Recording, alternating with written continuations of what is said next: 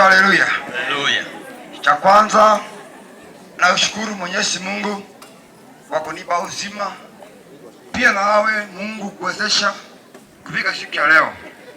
Na kabla niongee yangu, nataka tuma rafiki ambao walikuwa wasibora, wale machungaji ambao mulio nje wa makanisa mengine msimame tumuwefu tu hivi. Sema haleluya.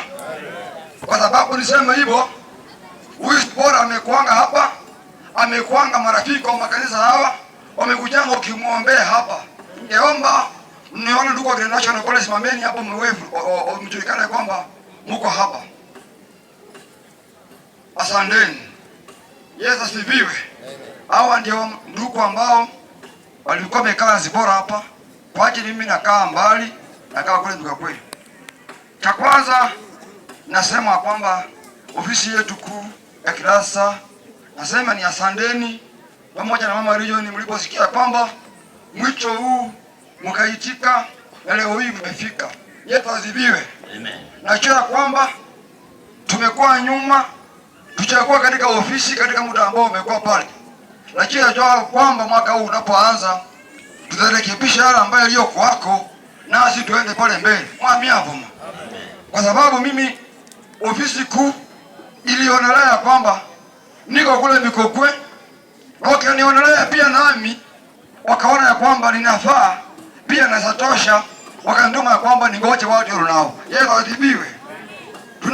Tunaombi letu kwa ofisi kuu ya Kilasta, mchue kwamba nafasi yetu watu nao, tunaomba kwamba mnapokaa katika kikao tukija kule mtutengee kwenye nafasi yetu kama watu nao ama Mikokwe. Tusikae nje.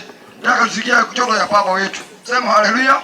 Tuko tayari kufanya kazi ya Bwana. Hao watu wako tayari kusimama. Mengineyo natangazia washirika wetu wala ambao wanaoongoza region yetu nao pamoja na Mikokwe. Kesho tuko tunakesha kule Mikokwe na tuko na wanakwaya.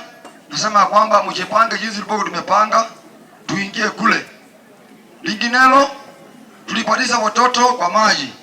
Na pengine hujapata kati, pengine huko wamelipia, kuja kesho unapokuja pale upewe vyombo viko pale, tuko navyo. Saizi ofisi iko hapa. Usilalamike kwamba risiti niingie uone pasta wako saizi, ofisi iko hapa tukushughulikie. Kwa ajili mimi saizi sijakuwa na nafasi kwenda kule mission. Na mission iko hapa. Asikopa ameona kwamba ndio mission ndogo. Mwamia homa. Ombi langu ni hiyo tu. Bali na washukuru waje tusinikishe mama huyu Zibora salama.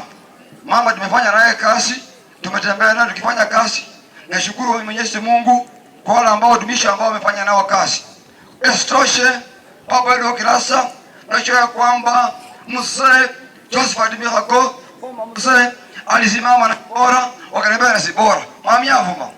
Diposa yule umekuta ule mzee akaona upendo ambao uliokuwa na Zibora nikakuja. Lakini kwa sababu kiburi ambazo zimekuwa nacho sisi kama watu nao, wote Mikokwe huyu msange kuja. Yesu asifiwe. Lakini najua kwamba kiburi unaenda kuacha. Mwami avuma.